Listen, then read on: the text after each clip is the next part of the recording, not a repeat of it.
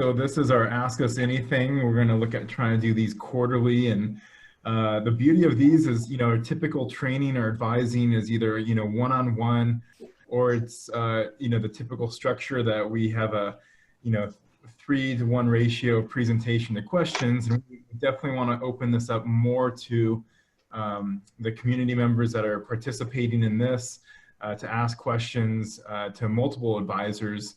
Ideally, to really save them time and get all their questions answered at once.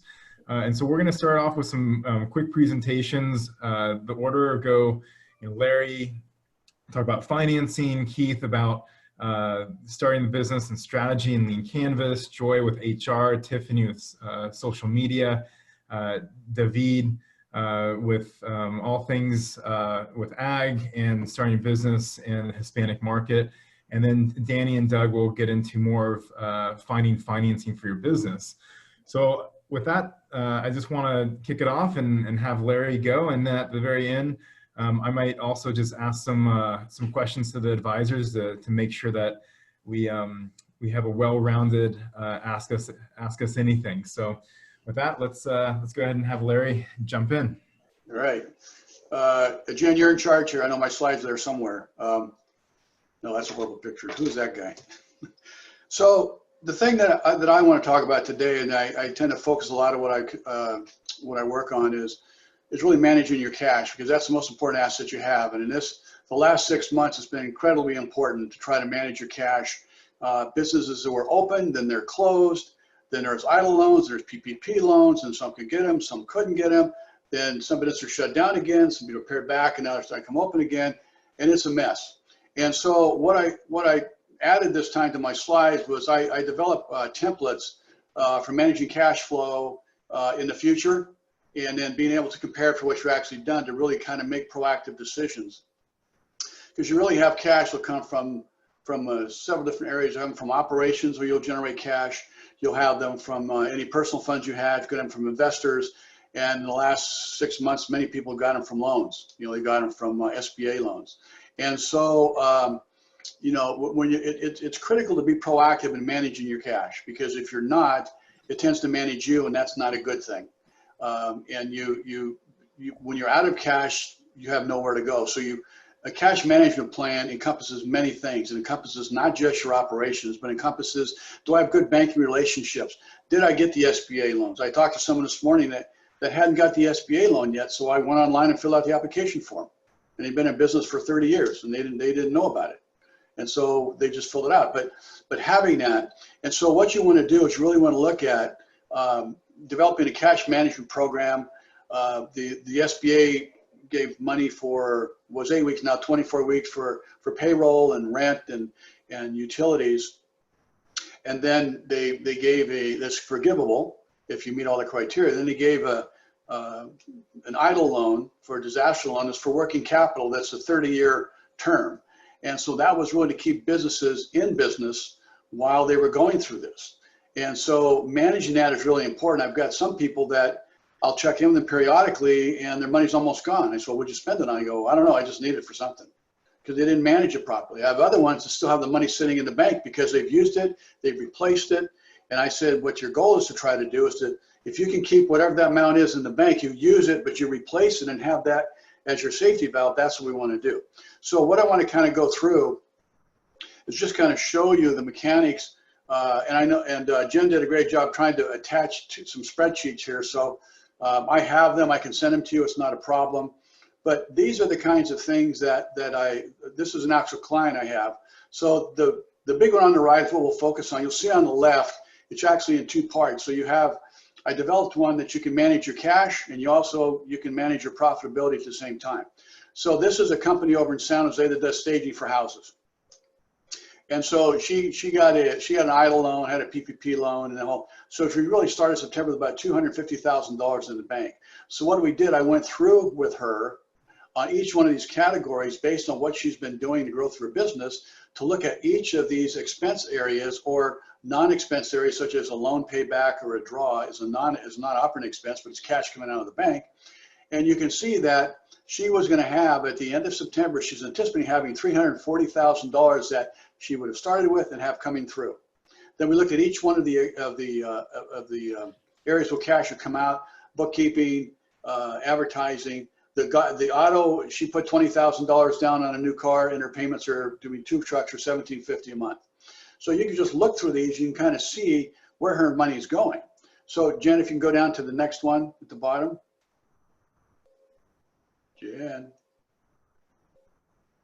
Jennifer? Oh, there you are. It's not sliding. Hold on. Okay. There you are. Yeah. So what this will show is that she is spending $79,736. So she will end the month anticipating having $260,000, over $260,000 in the bank. So she has grown her cash by over $10,000 and operated her business. From the P&L perspective, she will have sales revenue of $90,000. Her operating expenses are going to be $62,000. She's actually going to make $27,000 this month, because not everything that came out is an operating expense. You know, the $20,000 down payment on the car is not an operating expense. So those kinds of things. So this gives her an opportunity to look at not only September, but October, November, December. Each month down there will tell her how much cash she'll have in the bank. At the end of the year, she will have $311,000 in the bank if she manages as she is projected to do. And she'll make $129,000 in 4 months. So what this allows you to do as a business, and each one of you could do it, is it allows you to look and make proactive decisions, because once you put these down, we went through a couple iterations of this. Once she put this down, we went through and adjusted some numbers. Some were too high, some were too low, some like the $20,000 down payment she hadn't counted on. And once you go through a couple iterations, you get it where it is, and then you're trying to manage to this. And her goal is to have $260,000 in the bank at the end of September. And so when businesses do this, they become very proactive in managing their cash. It allows them to look at when they can pay their debt down. It can allow them to call it a creditor and say, hey, I can only give you $1,000 in September, but in April, in October, I can give you $3,000. So you can look at this and manage it. And so this is what this is about. I have, the people that I work with, I work them to do this. I encourage them to do that. A good many of them do it. Some think, well, I can do it without it. So it's good to have something like this in order to kind of guide you along, but it's just meant solely to provide you with a template and a foundation to manage your cash. And what I found is that the people that do this get much more into their business. This is a part of the business they really haven't gotten into. And they get much more into their business. And they really start getting excited about it when they see the cash growing, because then they manage to this forecast, and all of a sudden their cash start to grow, their debt starts to go down, and they start pulling themselves out of a hole. Or they find a problem they weren't aware of, and they can figure out a solution now instead of when it happens in 3 months. So this is really around what I wanted to just talk about today. Was I really encourage you to have this type of a template. I'm happy to work with you on it. We can send it to you. I think Brandon has them. And this gives you, it gives you a snapshot of your full of next 4 months. So then the next slide down we have, I think, Jen, if you have that one that has the actual. So this is one that I developed that will show you what you project and what you're actually spending. And on one side that you're looking right now is the cash flow, and the other side is the P&L. So just as we did on the 12 months for September, you saw what all your money was coming out, how much money you were projected to make a profit. And then as each week I have people, they get their QuickBooks and they just write in, either go through the categories, look online and say, well, how much have I spent on accounting and bookkeeping in the first week, the first 2 weeks, first 3 weeks? And you can see things start coming up. Like if I forecasted to spend $850 on bookkeeping, the second week I've already spent $2,000, what happened? Where did I miss it? So instead of waiting till the end to find out, you find out now. And so these are just a couple of tools that allow you to manage your cash, look at what you're spending versus what you projected, and make adjustments so that you don't have money sliding through your fingers. That's it. Thanks, Jen. Larry, just one quick question before we move on. I mean, that was incredible information, a lot there. You make it seem so easy. Well, you put it in a calculator yourself, so it's all. And so in your experience, like, what would you say, like, is the largest obstacles of people, you know, or business owners, why they decide not to know their numbers, not to actually do these exercises, and how do you help them get over that? Fear of the answer. They're afraid what they're going to find. Number one. Number two, they may not understand it. So sometimes if they don't understand it, it's best just to go the other way. So as a lot of us teach, I know, I think Keith does the same thing as this, but we try to teach them what to do instead of just showing them what to do. And if you teach them to do it, then they'll start doing it. And I've had the people that learn it really get into it. But I would say it's a great question, Ben. I'd say the fear of what they're going to find out, number one, kind of the ostrich theory. If I don't look at it, it's not there, and not understanding it. And I found that people are afraid of numbers. They're afraid of what they're going to tell them. But you have to know it. You have to know the answers before you can come up with a solution. And many people are just kind of go along. They'll keep throwing money at it, keep investing money. They're borrowing money, keep throwing it in there so that things get paid, but their debt keeps going up. And you haven't figured out a plan to kind of get out of it through your operations, or a solid management plan of borrowing money, but then also planning to pay it back, right? Because borrowing money is one thing, but as I say, what's the only thing a bank wants? They want their money back and a little extra for interest. That's it. They're just renters of money. So, but those would be the two reasons that I found that people are reluctant to do it. They don't understand it, or they're afraid of what they're going to find out. Awesome. Hey, thank you very much. All right. Well, we're moving on to Keith Haltway here. That's going to lead us into strategy and some tactics and tools that you can use in order just to take those next steps with understanding your business model better. Yeah, thanks a lot. And kind of picking up where Larry left off, I mean, when people are afraid of looking at their numbers, and I run into that all the time with my clients, they're also really reluctant to do any kind of business planning because their idea of a business plan is 30 or 40 pages long. They don't see the value in it. And quite frankly, they don't know how to write one. What I try and do is teach my clients how to use two basic tools for business planning that are single sheet tools. And one's called the Lean Planning Canvas, and the other's called the One-Page Business Plan.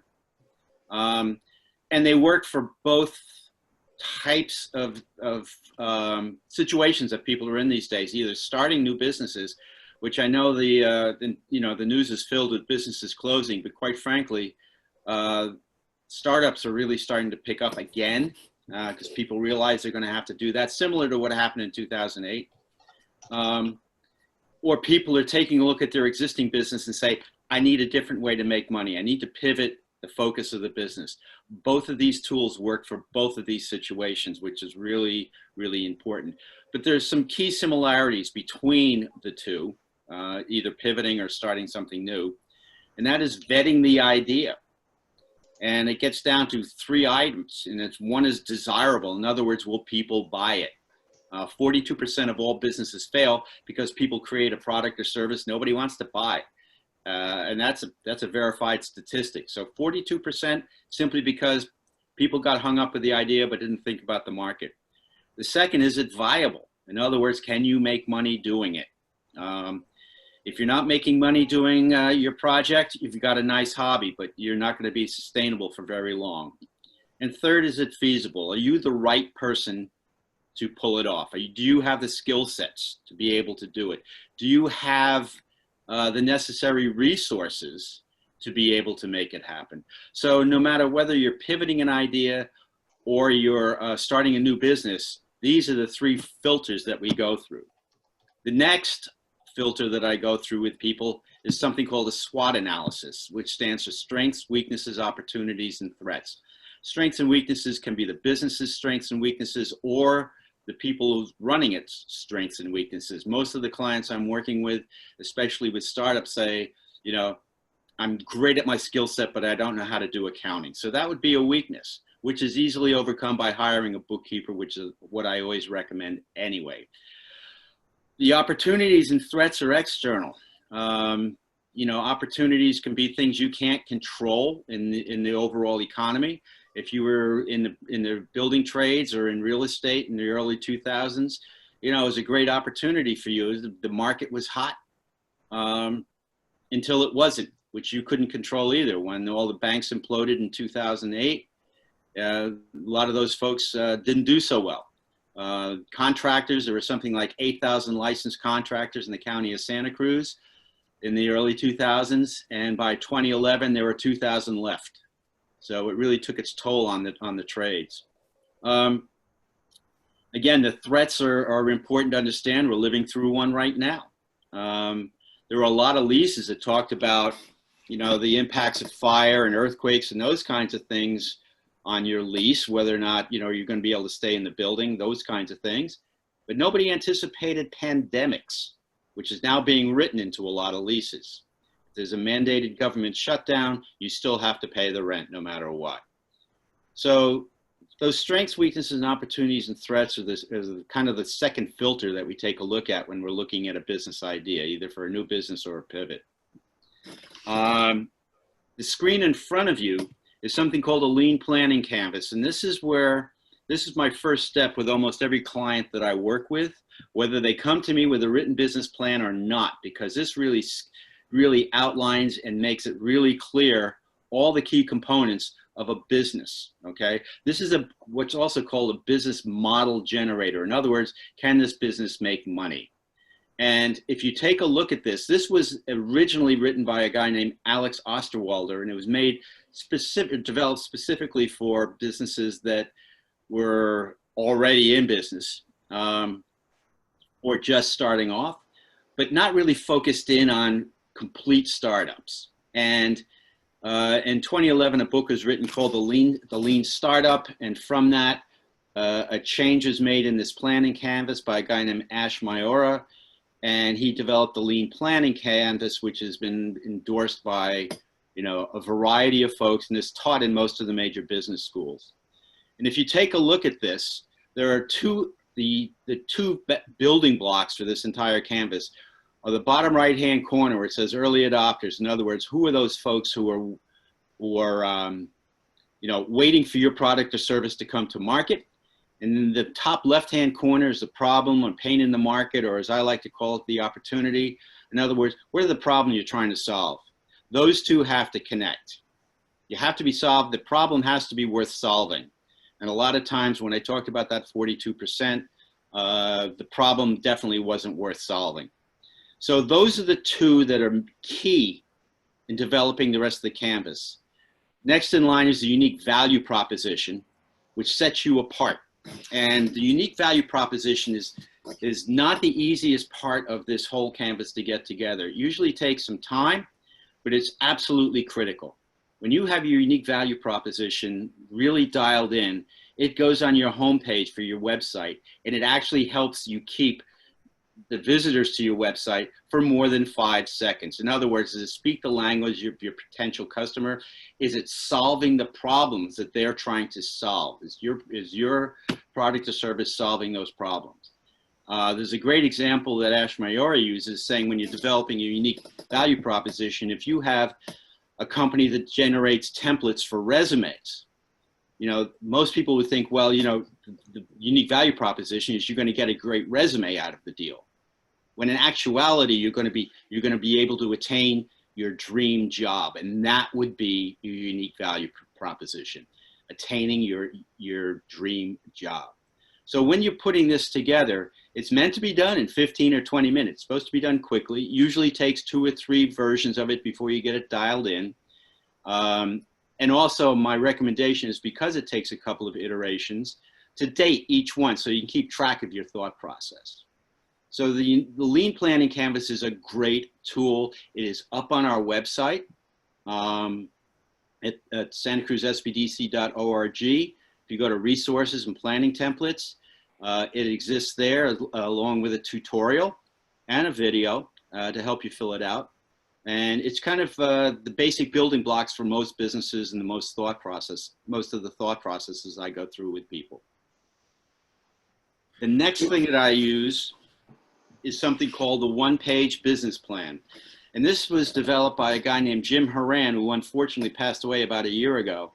A great guy. I got to know him. I was trained through the one-page business planning company on their methodology. It was pretty rigorous training, but Jim was always ready to answer questions, even after I was certified. He was a CFO for a lot of Fortune 50 companies, chief financial officer. And he got really tired of seeing annual plans that each division would put together that didn't tell him anything. So he really streamlined the planning process, and it fits on a single sheet of paper. As the planning canvas is pretty broad and general in a lot of ways, the one-page business plan is very detailed. It usually takes me 3 or 4 sessions with a client to get through it. But going back to what Larry talked about is teaching our clients how to use the tools. My initial result I'm looking for with a client is to be able to get them the business plan that they're going to need to drive the business. The second most important thing to me is I'm teaching them how to plan their business, which I think is absolutely vital. Most people go through their entire business life without a business plan. And it breaks it down into 5 steps. A vision, which is a 3-year vision. A mission statement, which is your promise. In a lot of ways, it's your unique value proposition. You have 8 or 9 yearly objectives, and that's a calendar year, that have a metric involved in it and a date. The strategies support each objective. There's not an objective that you will write that will not have a strategy to support it. And it'll have 3 parts to that strategy so that you can make sure that you're going to be able to achieve that objective. They do not have dates. So in other words, if you have a social media strategy, you're not going to dump it at the end of the year. You're going to keep it going. So they can go through the years with you. And last but not least are the action plans, which actually breaks the strategies down into action steps. In other words, it's going to be a task and a date. The quote that's used in the beginning of this book is something that I think is really important. It was developed by a guy named I.M. Pei, who is a world famous architect who passed away at 102 about a year or so. And he said, first you must make the complex simple, then you must make it work. And I think that's a great quote and a great thought to be able to carry forth as you're doing your planning process. Demystify the process. Again, the days of the 30 and 40 page business plans are kind of gone. Most of the business plans that I write that are narrative in nature are used to get loans from banks. And most lenders don't want to see anything more than 8 or 10 pages, to be honest with you.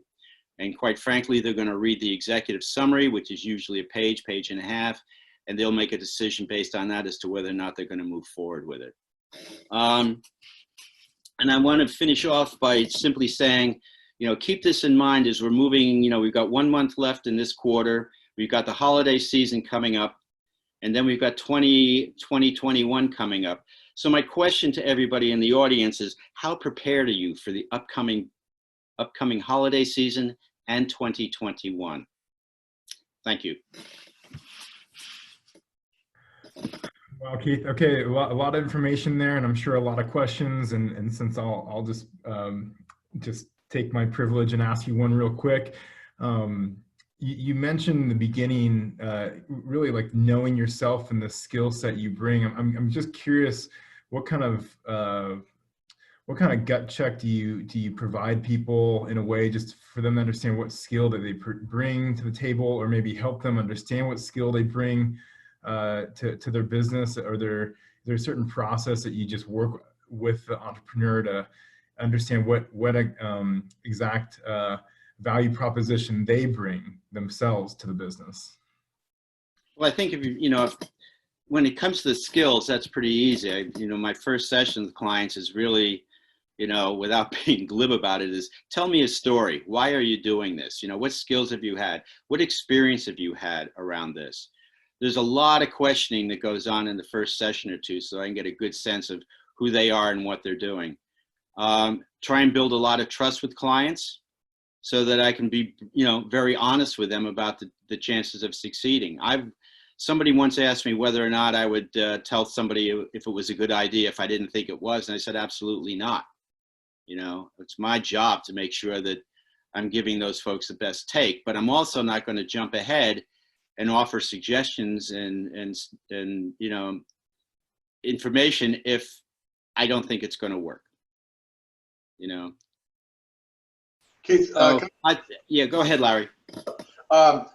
when you work with clients and you develop this at the front end and business changes over a month, 2 months, 3 months, do you review it with them periodically to kind of see if they need to make any adjustments? Yeah, what I tell people is, you know, the beauty of that one-page plan is that if something's not working, you can pull it and it doesn't compromise the plan. You know, you know, what we're looking for, what we're doing is trying to look into the future, and, you know, you're not always accurate with that. So you know, you build a plan so that something, you know, you call it severability or whatever you want to call it. That's what it's called in a lease. If something's not working, we're going to move it. We're going to pull it out of there and do something else. We're going to track it. You know, most of my clients are long-term. I have long-term relationships with. So I tell people I'd like to help them get their business going. That's one step. The real trick is keeping and staying in business, and that's key. And so, yeah, I work with people all the time on a very long-term basis, and then I give them to you. Yeah, thank you.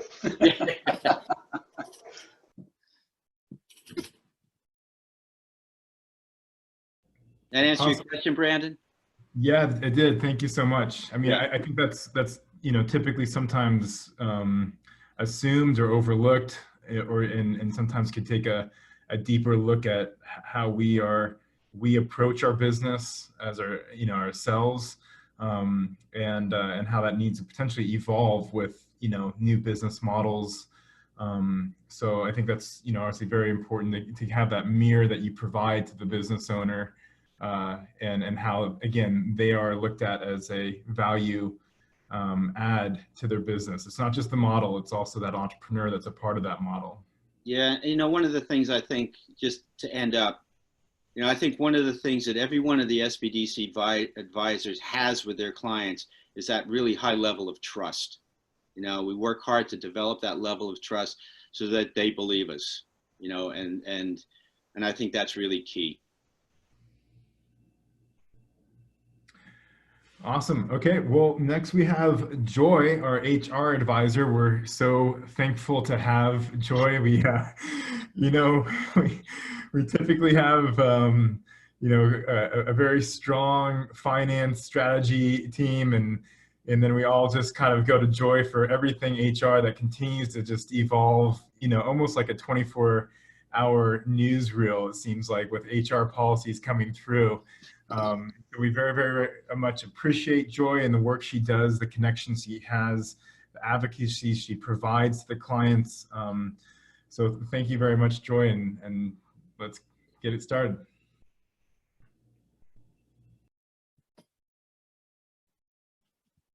You're muted.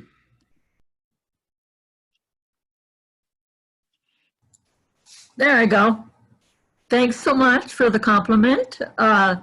Yeah, it's been a really difficult time to keep up with what's going on with not only the COVID stuff, but unemployment stuff, but just all of the changes in the business world from a legal standpoint. So I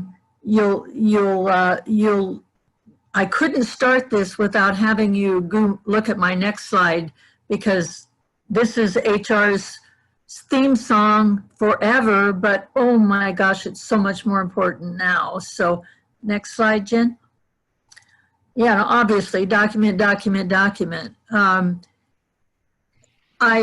getting ready for this, I didn't realize that I would have 2 laws that were signed just this recently that would lead to my primary topic that I wanted to cover with you. The governor passed, and excuse me as I'm reading them because they are hot off the press. One law expands his governor's decree that covered workers' compensation for companies, and now it doesn't expire until January of 2013.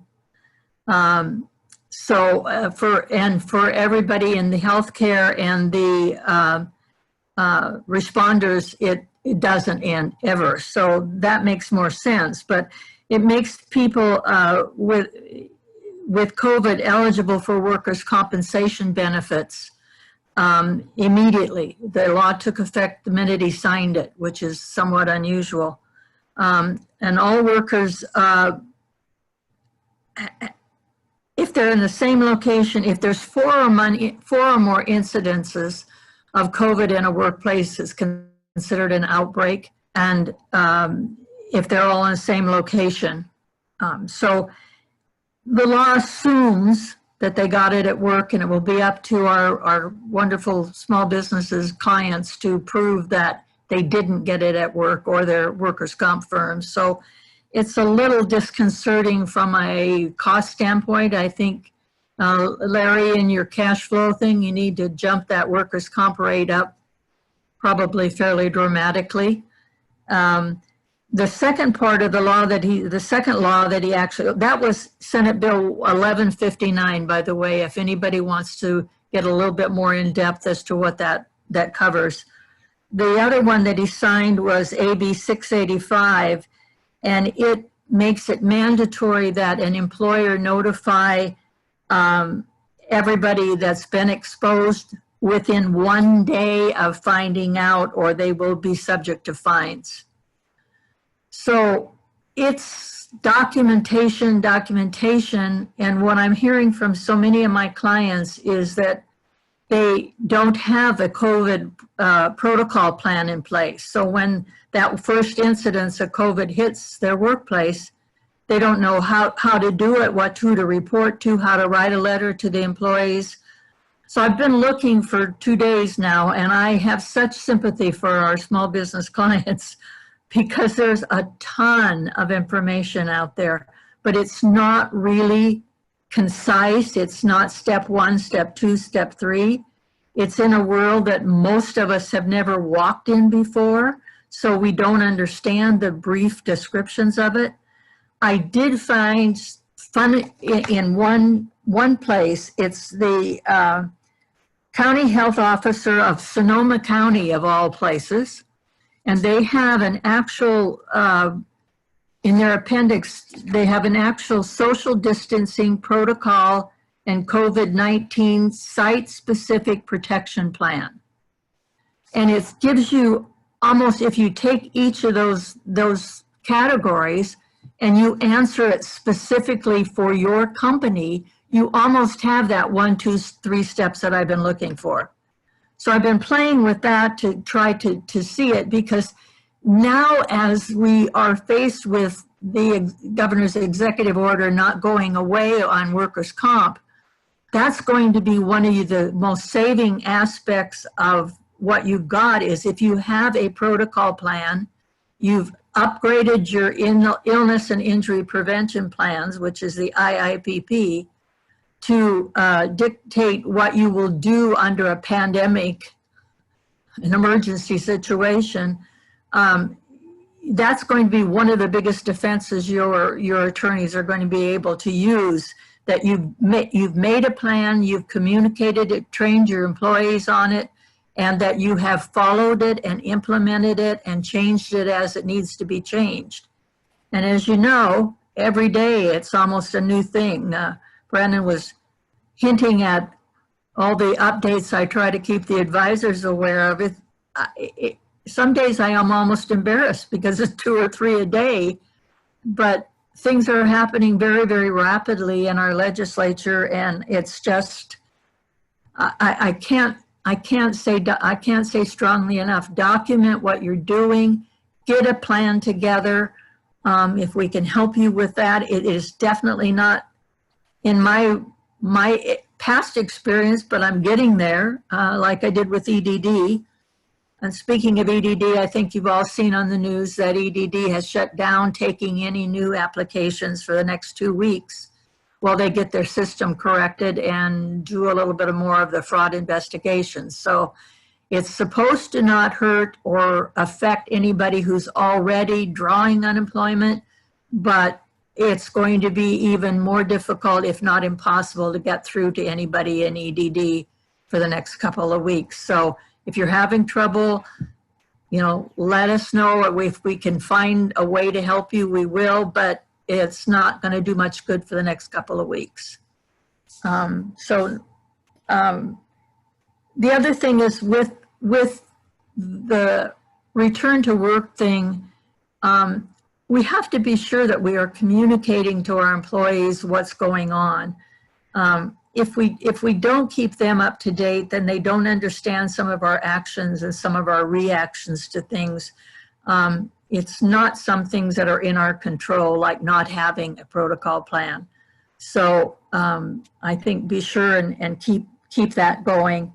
The other thing that documentation and communications affects is poor performance. Just because you've returned people to work and just because your business is still going doesn't mean you aren't going to have the same problems you've always had with performance. And documentation is going to be critical so that it can't be used as a wrongful termination in the middle of all this other things that we're looking at. So please get into that habit. Like Larry's saying, you don't like numbers, you don't like to document either. I clearly get that, but it's not a choice, and it's definitely not a choice now with this COVID. If you take temperatures at the door, you're not supposed to let other people see the temperatures because that's medically sensitive material.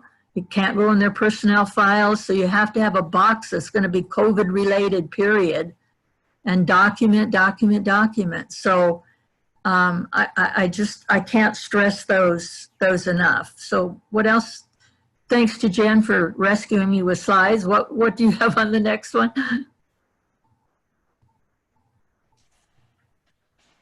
Okay. The other things that I'm finding with that we're into a new world of is this working from home. If you've never done that before, I'm sorry, but this is another plan you're supposed to have, because a lot of the work from home, you have to be careful that you're paying for all hours worked. You have to be careful for people who are classified as exempt, that the work they are now doing from home is not eligible for that exempt classification anymore. And to document your reason for changing them to an hourly payroll. Expenses, you have to reimburse them sometimes for things as unexpected as the use of their internet if they're relying on that to do their work. So there's just so many things that are new to us, and in the middle of that, gosh, you're watching your cash flow and you're building a business plan and knowing where you're going, and I'm telling you to communicate, document. So totally understand, believe me, I can speak for, I guess I can speak for the rest of them. We're almost all as frustrated as you are with all of the things we're being hit with. I've been in HR more years than I will be willing to tell you, but I have a difficult time keeping up. So if I didn't have some of my sources to keep up with it, I wouldn't know what is coming up. And with these two new laws, I can't give you a whole lot of details, but I can find them for you.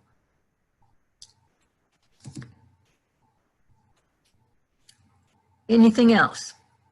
Awesome, Joy. Well, I think again, you make calmer oceans of uncertainty out there, you know, and help entrepreneurs again, you know, deal with the difficulties that HR provides that they can't get away from, and they really need to address. My quick question to you is, when someone is looking to start a business, what would be, from your perspective, you know, the first things that they should do HR wise? Well, I think it's, and I so appreciate Keith and Larry because they're wonderful at doing this referral. I think it's important that they understand early in the process, not the total aspect, but what's expected of them when they become an employer. Because all of a sudden they're being successful because they wrote a great business plan and they're washing their cash flow, but all of a sudden they're getting ready to hire and they've already hired somebody and now they want to know what they have to do. So I think it's got to be part of their thought process early on, that when they get ready to do that, hire an employee, become an employer, there are some steps they have to walk through And if they plan those ahead as part of their planning process, I think they're not as frustrated when they get to the end. Awesome. Thank you so much again. So our next advisor is actually, I think, our newest one to the team. And we're super thrilled to have Tiffany. We've been extremely pleased by the trainings that she's provided. And I know that you guys on this this call will also be very, very thrilled to receive her wisdom in social media. So Tiffany, go ahead and get us started. Thanks, Brandon, and it's really good to see everyone here, and what great information so far. All of you guys, very impressive. I actually, Keith, everything that you said in your presentation today, I'm gonna piggyback off of a little bit, because what I want to focus today on is actually more of a strategic side of social media marketing. And I think we all know with COVID-19, there's been an increase in screen time. In fact, I was just updating my PowerPoint slides last night for my e-commerce webinar that I'm going to be hosting later this week. And I was looking at the latest reports from Hootsuite, which is a social media management program that's been around since kind of the beginning of social media. And they had a really great report. I think it was like 186 pages. And I went through every single slide and wanted to take a look at how COVID has shifted digital behavior. And what was interesting is this is a quarterly report, so keep that in mind. But in this quarterly report, what was interesting is that even as things started to open up, this is obviously on a global scale, we were still seeing increased screen time. And so 70% of internet users over the age of 16 are still using more screen time on their mobile phones, 47% on their laptops, 33% on their PC or desktop computers. And within those statistics, what I thought was interesting was that even with everything going on, and especially you see, a little more of a volatile social environment right now with the election year, which is completely normal. But even with everything going on this year, the latest report said that 43% of internet users are spending a lot longer of a time on social media. And it averaged out to be about 2 hours more per day across the age groups. And so we as business owners have to make sure that obviously we're discoverable online, but before just jumping on every single platform and signing up for every program, we really need to be strategic about how we spend our time and energy. So what I wanted to talk about today is how to set goals, how to identify your target market, and those two things come back to that original business plan that you put together with that initial advisor that you have. It's extremely important to make sure that you have that written down. It's going to help you in making sure that you're using the right platforms online. So I want to start with goal setting, and I want to talk about what's called a SMART goal. So SMART stands for specific, measurable, achievable, relevant, and time-based. So the first question that I ask my clients is, what do you want to get out of social media? I have a social media management company, and so I've got clients that range from nonprofits, where their primary goal is to raise money for their nonprofit, to government agencies that want to improve community relations and keep the community educated on the projects that they're doing that affect their community members. I've got e-commerce clients that obviously want to increase their sales. So get specific, make those goals measurable, make sure that they're achievable in the circumstances that we have today and relevant to the economy that we are in right now, and make sure that you've got a timeline for these goals. And again, that should really be incorporated into your business plan. It should line up with everything that you put together in your business plan. And then obviously the next step would be making sure that we know who our ideal client or customer is. And going back to what Keith said, what is the pain point of your ideal client or customer, and how do you solve that pain for them? What is your place? So when it comes to a target market, I usually ask my clients, hey guys, let's sit down and write this out. And I would say about 90% of my clients don't know how to accurately identify a target market. Some of the factors that I want you guys to think about would be age, gender, geographic location, interests. You know, when we get into building these advanced marketing personas, you know, I'm targeting women in their 30s who like to practice yoga, shop at Whole Foods. They wear Lululemon. They're college, you know, graduates with, you know, that are typically married with young children. So we get really detailed in these marketing personas, and I want you guys to really dig deep into what that ideal customer or client looks like, and make sure that you're also evaluating the current customer base of your competition to make sure that you're, you know, identifying any commonalities that you're missing that your target market has achieved with their target market.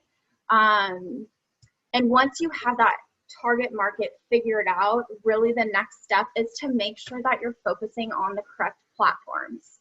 And so there are certain businesses, you know, I'll work with that think that Facebook and Instagram is for everyone, and that's not the case.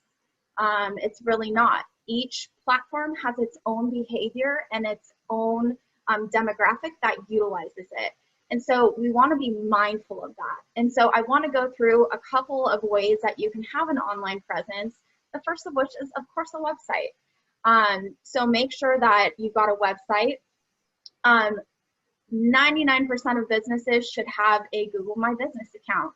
This is a free way to get your business listing discoverable on both Google Search and Google Maps. So very, very important. Again, free tool. You've got analytics. You can post updates with that social component to it, list your business information, upload pictures to showcase your business and your products. There's a lot that you can do with it, and that's a free tool.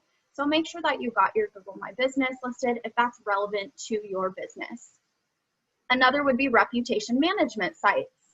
And of course, all of these are going to be different, and depending on the industry that you're in, you may need, you know, one or more. But you've got Yelp, you've got TripAdvisor, Angie's List for home improvement type companies or home oriented. And so make sure again that if there's a chance that you're going to be searched on that reputation management site, that you have created and claimed your profile for your business. And then let's go into social media. This is my bread and butter. And so there are so many platforms out there to pick from right now. You've got Facebook, you've got Instagram, we have YouTube. There's TikTok, which has exploded since COVID-19. There's Twitter, there's Snapchat, there's LinkedIn. Oh my gosh, what do we use? There's so many, even beyond that. You know, a lot of people consider even Reddit a social media platform. And so what we want to take a look at is, again, looking back at that target market, which platforms do they utilize? Where do they hang out online? That's where we need to be. And so a couple of points on what you should be posting during these times. A lot of these platforms have really adjusted and proven to be, you know, resources for small businesses during COVID-19. And for example, Facebook, they have a COVID-19 resource center specifically designated towards COVID-19. And it gives you the ability to actually share a COVID-19 update on behalf of your business. And that is labeled as you are sharing a COVID-19 update on behalf of your business, where you can share with people how you're adjusting the hours, you know, your operating policies, and health and safety and sanitation and all of that. So keep people up to date, because it's very hard to keep on top of what's going on. And within that, how all of our favorite businesses are adjusting. So use these tools when possible. Google My Business, Yelp, they all have COVID-related features as well, where you can update whether you offer online services, whether you're offering curbside, takeout or delivery, and how you're really adjusting your business model to fit your customer or client's needs during these times. These resources, again, these are all free. And so make sure that, again, when you're hanging out online on behalf of your business, you're being seen and you're utilizing those platforms that your target market is utilizing, and that you're using some of these brand new tools that are at our hands to keep our customers and clients educated and up to date on what's going on.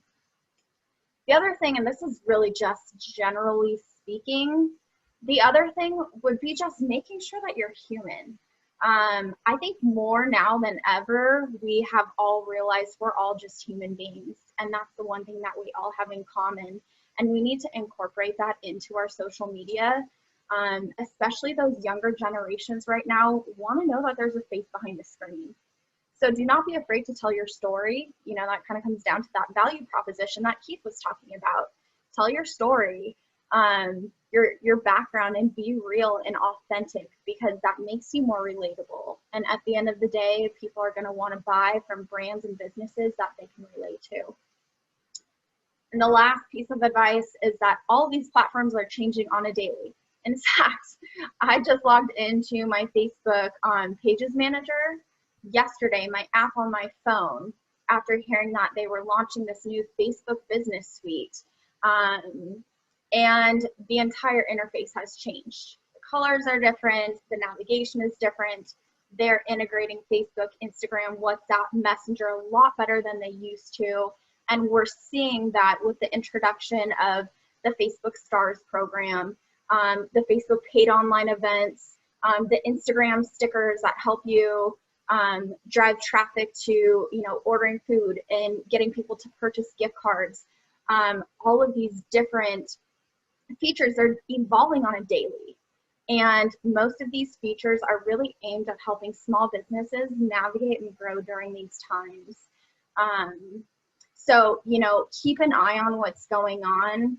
I was looking at some statistics last night on how, basically e-commerce is being affected and people's purchasing behaviors. And across the board, with the exception of the 60 plus demographic, that would be the only exception. On average, 50% of people are saying that they're more likely to shop online and actually make purchases.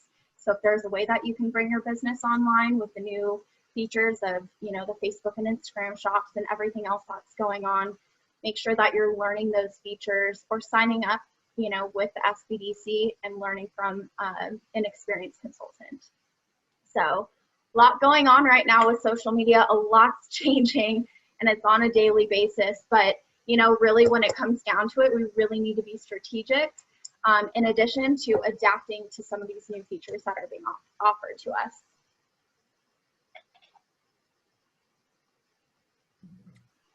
Brandon, Awesome. do you have any questions? Tiffany, I have just a real quick question. Social media seems to be something that seems overwhelming, that you just have to continuously stay on top of, and can kind of take over your life. Is there a way that you structure or discipline your engagement with it, or encourage your clients to do so in a way that they don't have to always just be on their phones or on their computer 24/7, but just like make blocks of time or something like that? Yeah, actually, a couple different things. I always encourage my clients to sign up for the newsletters, LinkedIn, Facebook, it would be Facebook Corporate, Google. All of those have email newsletters that keep you up to date on the new features. So I always tell my clients, first of all, just sign up for those, because then you're getting that knowledge firsthand instead of logging into one of the platforms and saying, uh-oh, I don't know what this means or how to utilize it. So And, you know, I really try and keep my clients up to date. I do what's called a Tip Tuesday on my social media platforms to help educate people and help them stay current on, you know, some of the new features. But those email newsletters, great way to keep up to date on everything that's, you know, been changing. And the fact that it's constantly evolving, I think that's what I love about it the most. It's a challenge. But for all of us on a day-to-day basis, it does become overwhelming. So the second thing that I always tell my clients to do is batch out your content, even if it's just a week at a time. Sit down and strategize that week. And, you know, what I do when I put together social media strategies with my clients is come up with kind of a calendar of, you know, this day of the week is going to be this type of strategic post.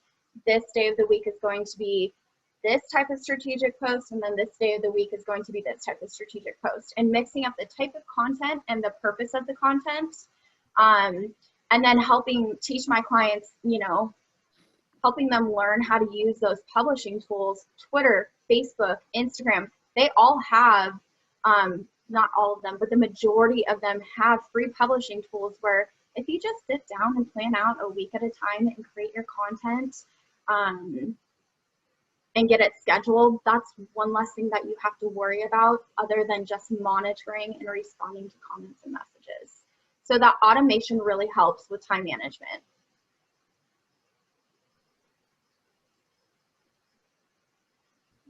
Great. Thank you so much again, Tiffany. Our next advisor is going to be David. And David is one of our bilingual advisors, and we're extremely fortunate to have him on our team. He brings a wealth of experience as well as just a compassionate heart and understanding of the community that's based mainly in ag. David, go ahead and get us started. Thanks a lot, Brendan. Really appreciate it. So a lot has already been said around the type of work I do. I really appreciated what Larry, Keith, Joy, and Tiffany have shared. A lot of that information is what's being shared with most of my clients. As Brandon has shared, I work primarily with farmers who produce fruits and vegetables and meat production. In the work that I do, I take a three-pronged approach to supporting our farmers. It's access to market, access to capital. Within capital, there's land involved. You can't farm unless you have land, although now we have other forms of farming, like urban farming, rooftop farming, vertical farming, indoor farming. There's quite a assortment of ways to produce food nowadays. But those are and the third one is business and financial management are the approaches. And so, I mean, most of the time, or the approach that I take with the clients that I support, are asking them around production. It's really important for farmers to understand and to have a production plan laid out for a year. Farming is a highly perishable business. You produce tomatoes, you produce cucumbers, zucchinis, cauliflower. I mean, if you don't have a market for it, it's going to go to waste. And so our farmers really have to plan. And farmers start with a production plan. And this can really apply to really any business. But for the line of work that I focus on, it's really important for farmers or producers of really any food or perishable product that they have a plan laid out. First, I always recommend a year. There are some farmers who do have a hard time with that. So depending on the crops and the products, it's at least 3 months, a quarter to 6 months, but preferably a year. It helps to lay out just like how cash flow is going to work. Because as Larry mentioned, cash flow is super, super important. I liken cash to oxygen for humans. Yeah, if you don't have cash, then you stop breathing as a business. So super important to have it. And so in the line of work that I function, it's really important to understand what you're producing, what your costs to produce are. It's super important for a farmer to know how much it's going to cost you to produce a box of lettuce, for example. Because if the market will not cover your costs, then you have to start asking yourself, at what point do I just let this crop go. It's also really important to ask yourself, do I have a market? Do I have a market for this crop that I'm going to plant today? And it's really important to start thinking about that before you plant that seed or that transplant. Because by the time you have that crop ready for harvest, it's already done. And so it's really important to understand your production costs. It's really important to understand who your market is and that you have multiple options for market outlets. It's also really important to understand what the price of your crops and your commodities are. Within this line of work, there are lots of resources as there are for any other type of business. USDA, which is the Department of Agriculture for this country, has just a plethora and a huge amount of resources for businesses out there. And so it's super important to understand that there's the NRCS, which is the Natural Resource Conservation Service. There's rural development. There's a farm service agency for money, access to capital. And there's also a risk management agency that all fall under the USDA. And the USDA puts a lot of money out there. With this whole COVID situation, it's been an interesting situation for our farmers. As most of you know, restaurants have closed, hotels shut down for quite a bit of time. And if those were the only outlets for the farmers, then their business completely collapsed overnight. And so farmers, just like any other business, had to pivot and pivot quickly. And so lots of farmers markets, lots of direct to consumers using lots of online platforms to sell produce directly to consumers. What we've seen through this whole COVID pandemic is a lot of community coming together to support these smaller farmers, organic farmers, primarily organic farmers, but really all farmers in general. Because like I said, this is a highly perishable business. And so you have to have a market for these products when they're ready to be harvested. I think it's worth mentioning that there was, in addition to your EIDL, your PPP, that almost all my clients applied for, that qualified, because there are farmers and business owners, for that matter, in general, whose immigration status is unstable. There are resources that are not traditionally thought of. And so it's really important to be connected to the community that you're in, nonprofit organizations in the community who have access to these other resources. And so it's super important to just understand who is in your community as a business owner, not just banks, but other nonprofits who are in the community, like the SBDC, as a resource to help you move forward. There is one grant right now that I will just share with the participants and the consultants that are on this call.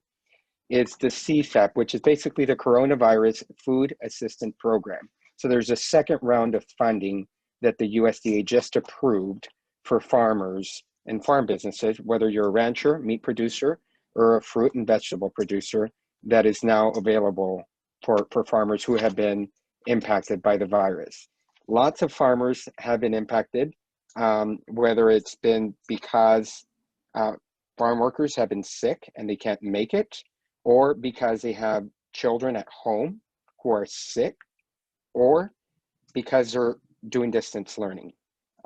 Lots of farm workers have had to stay home. At least one of the two parents have had to stay home to care for the family. And so that has impacted the farmer's ability to harvest or produce the crops that were put in play. And so those are all reasons that would make you eligible for this CFAP grant that's currently available. I think it's worth just sharing really quick that the fires also impacted the farmers in the region as well with the ashes. If you were a berry producer, a lot of your crop went to waste. And so again, there are resources out there through the USDA that are available to support farmers who have been impacted either by the fires and or by coronavirus as well. And I'm going to stop there and see if, Brandon, you have any questions for me at this moment? Yeah, one quick question, then we're opening it up to everyone on this call. You mentioned a real like hard but important truth, and that's if you find out your costs outweigh the revenue that you're going to bring in, that you need to make a decision. And I'm curious at that point, you know, what does that conversation look like? Are you talking about, you know, potentially pivoting to a different type of product? Or are you talking about a different type of process, or the way that they handle their people? I mean, what does that process, what does that whole conversation look like? I mean, it just seems like a very difficult but necessary one to have. Yeah, no, thank you, Brandon. That's a really good question. And so you start off by asking yourself, can you sell this product, right?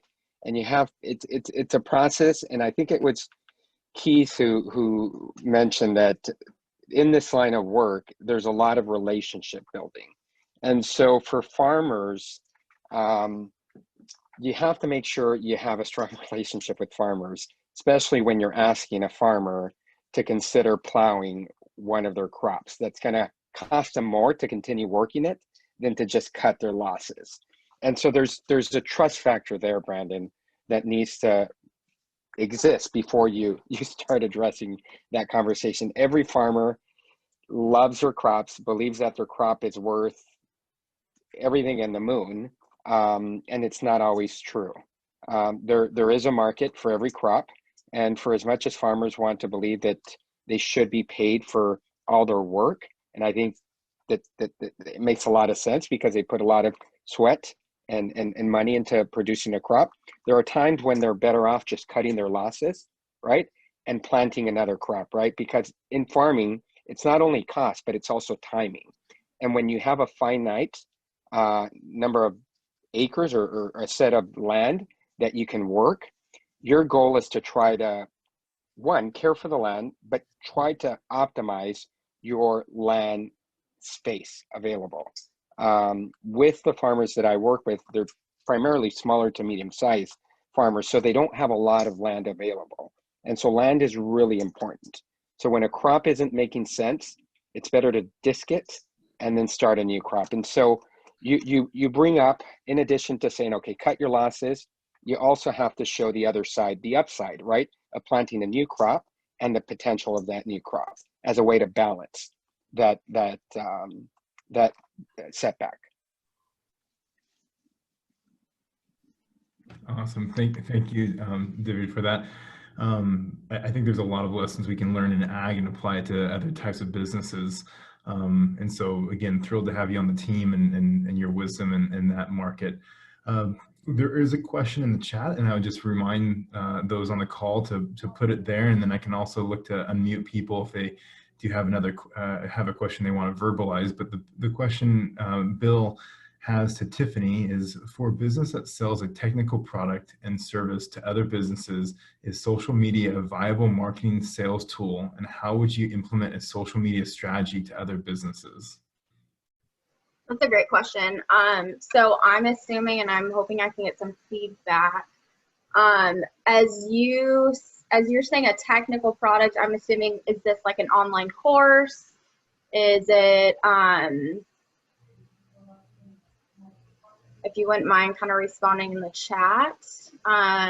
But yes, no matter what, yes, social media would be a great channel.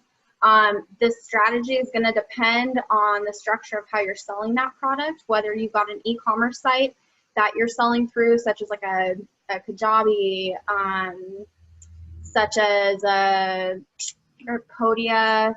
There are a ton of different ways that you can actually sell online services such as these, and integrate them into an e-commerce type of website. And depending on the way that website is set up, with the new Facebook Shops section, you can actually sell those as products on Facebook and Instagram. The other question would be also, who are you selling to? LinkedIn might actually be a good option for you, depending on whether it's a B2B model or a B2C model. But I see both an organic and paid strategy on some of these social media platforms extremely beneficial, just depending on the type of product you're selling and who you're selling to and the platforms that they're using. In fact, I'm running an ad campaign for someone who is selling an online course. It's a $5,000 product, and I'll be running a funnel process for him through Facebook, Instagram, and LinkedIn. So. Keith, if you're looking to expand your business, do you need a business plan then, or just to start your business? Oh, you need a business plan to expand your business as well. Expansion can be god-awful expensive. I've lived that experience with my business. And unless you plan carefully for that, you can get into a lot of trouble and jeopardize your core business. So yeah, it's absolutely vital that you plan for any type of expansion. And that's financial planning, marketing, operations. Your operations costs can go through the roof if you don't manage that carefully. I'm assuming Larry's tool would be really helpful in this as well, to be able to look ahead, at least using some assumptions and make sure it cash flows out. But yeah, you make and lose money in operations, and when you grow your business, growth is expensive. So yeah, you need a plan for it. And really, the things I do, Brandon, too, are I've seen, as the kids mentioned earlier, we work in tandem with a lot of people. So when he gets something new, he'll hand them off to me to go to the next area. And majority of the time, he'll have forecasting in there already. So it's already done. I review it with him and kind of split it up. So what I do is really a part of what a business plan has that Keith would do. Yeah, so that's just. Great. This question's for everyone. How much of the strategy, HR, finance should you be sharing with your employees, or is this conversation you just keep within the owners? Well, for me, I think from the financial part of it, that's a real tricky one, because it's many times, people never feel they're being paid enough or whatever, and they see numbers and they think they should have more. So from a financial part of it, I think that you probably need to keep that to yourself, that proprietary information with the executives that run the company. Public companies can have it. This isn't a public company, probably, that you're working in. So there was a time that this is when I was in business school, they were talking about having a transparent financial statement so everybody saw it, and it was a disaster. Because when everybody saw it, someone would see, why am I not making more? They're making money. It must be going to the executives. They didn't understand that they have to take the money and they're paying down loans, or they're paying for expansion. They think the executives are taking all the money. So probably something like this in a close held company, it's probably best for the financials to be, kept to yourself. Well, and a large part of that financial is the compensation thing. And just like everything we've been talking about this afternoon is that preparation ahead of time. Because if you know ahead of time that you are paying a competitive salary, or it's the salary you can afford, whichever it is, then you are ready to answer those questions when they come up with something specific, rather than it be a general broadcast. So a large piece of what Larry's talking about is that compensation side. And for example, EDD has a survey called the OES survey that you can look up what the market rate is for a lot of your positions. So you should be doing that anyway to pay an equitable wage for what you're asking for. Brandon, I think you can share, having done this, you can share your vision and your mission with your employees. I think it keeps them motivated. I think in a lot of ways, if people see that this company is growing in a very structured way, in a very careful way, that it's going to add to retention. And for a lot of companies, yeah, compensation is really important, but are people going to enjoy their work? And I think when they feel like they're part of something that's growing, I think that can be a real attractive component to your business and help with retention. But sharing that mission is also really important too, and unique value proposition, because it gives people that perspective on where they're working and how they're working there. Ben, kind of piggyback on what Keith has said too. I've had people, and I've seen this in business, I've said, why don't you post your mission statement so your employees can see it, your customers can see it when they come in and they know what you're about. And those who've done it, they've gotten great feedback on it. So what Keith said is exactly right. Better yet, get them informed and helping you develop it. Yeah, that can be a little dangerous. You know, 2020 has been a very difficult year. What advice would you have for, especially as we go into the holidays, for just business owners to, you know, prepare for that time of ideally making certain sales happen, or also just to, you know, I guess, stay cautiously optimistic about 2021 that's just around the corner? What advice would you have overall just to help business owners just stay in the right frame of mind? Who is that directed to? That's to anyone. Okay. Well, I have a plan, because the last 2 months of the year are generally when people make up a lot of their year in terms of revenue and profitability. And we have no idea what it's going to be like. And so I think you have to be very cautious. I have besides the cash flow that I've done, I also have a thing called Open to Buy that helps people buy inventory based on their sales and turns and things like that. And this is where you can really get in trouble. If you purchase like last year and it doesn't happen, you're in trouble. And so you really need to plan. You need to look from a financial perspective, and you need to make sure that you maybe be a little conservative.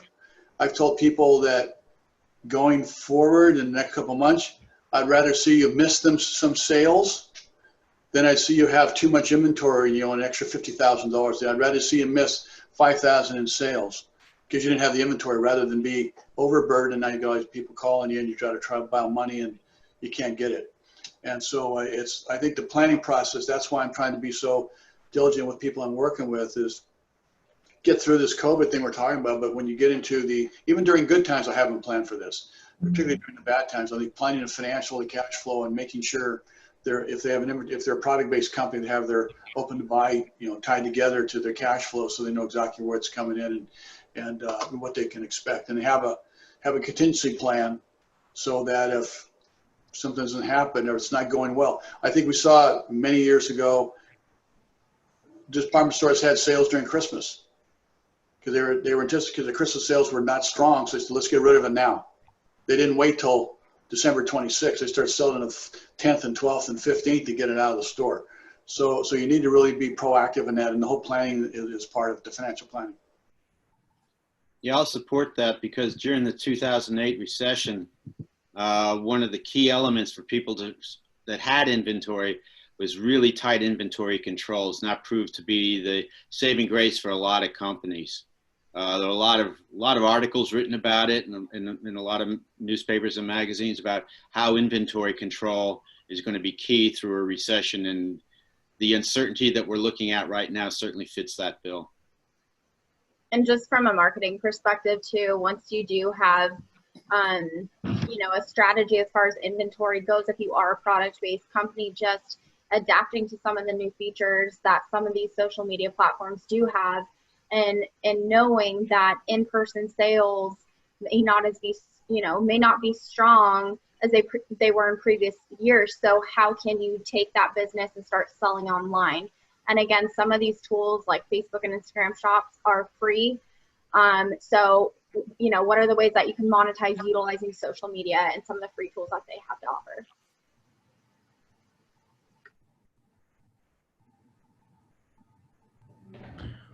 Great. Well, let's I think that's a great note to end on.